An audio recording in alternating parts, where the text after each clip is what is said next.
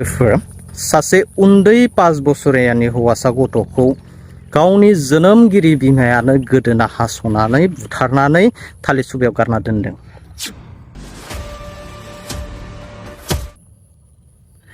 रायजोफोर, जोंनि बाक्सायाव दिनै आसरित साननो गोनां सोमोनांथाव मोनसे गिदिर जाथाया जानानै थांबाय आरोना।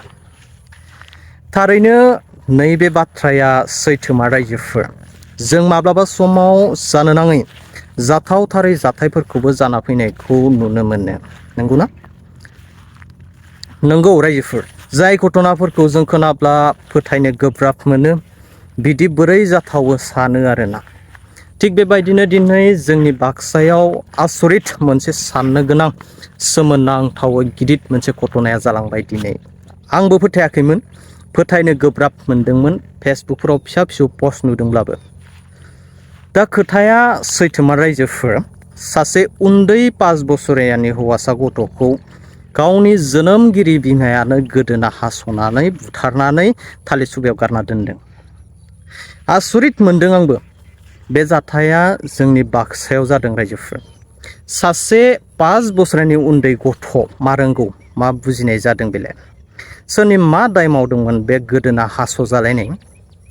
नंगौ, हौवासा गथ'फोरा एसेब्लाबो दुस्थ'आ बारा जायो, थेवब्लाबो गोदोना हास' जालायनाय दुस्थ' मावनो हाया बे। ভিডিও ক্লিপखौ होनानै आं नायनां। এনেকুৱা হ'ল দেউতাক মানে পথাৰত গৈছিল। দেউতাক পথাৰৰ পৰা মোটামুটি এপ্ৰক্স 5:30 মানত তেওঁ ঘূৰি আহিল। ঘূৰি আহি তেওঁৰ নিজৰ ল'ৰাটোক বিচাৰিলে। ছোৱালীজনী আছে, ঘৈণীয়েকজনো আছে, কিন্তু ল'ৰাজন নাই। ল'ৰাজন নাই, ল'ৰাজনক বিচাৰিলে, বায়েকক বিচাৰিব দিলে, বায়েকেও বিচাৰিলে, বিচাৰি নাপালে। তাৰপিছত গাঁৱতো তেওঁ দেউতাকে বিচাৰি গ'ল। পিছত দেউতাকে গাঁৱত বিচাৰিও নাপালে।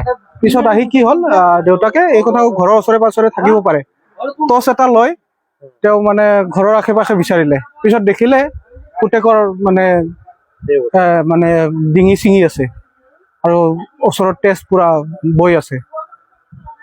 পৰিয়ালে এতিয়া দেউতাকে বিশেষকে মাকক সন্দেহ কৰিছে। কাৰণ কিয়, মাকৰ আল্টিমেটলি চাইক'লজিকেল ইছ্যু এটা আছে। তেওঁৰ ট্ৰিটমেণ্টো চলি থকা বুলি কৈছে, কিন্তু আমি বিশেষ গম নাপাওঁ কেনেকুৱা কি হৈ আছে।